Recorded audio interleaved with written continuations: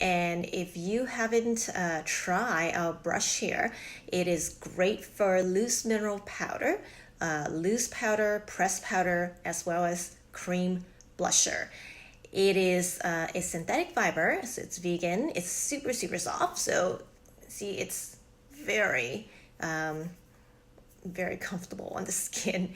Anyhow, so as a makeup artist, I personally do not like to use my fingers for everything, and dipping my fingers into cream blushes is, I just find it's not very sanitary.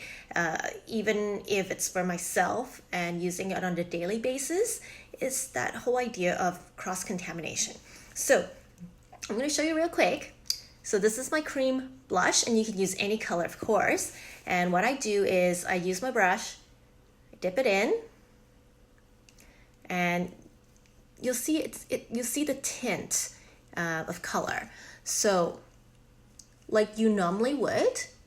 What I particularly love about this brush, this Kabuki brush, is designed so that it blends. It's one of the best one out there. You see? With cream blushes, it's very, very tricky.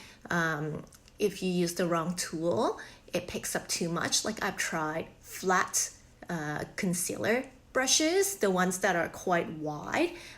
If those who have tried, you'll probably know what I mean. And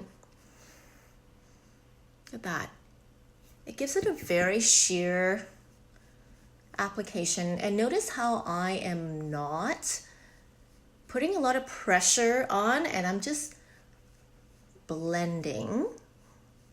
And in fact, I went through it twice. You don't really have to do that. It takes a few seconds in the morning to apply your cream blushes with the right tool.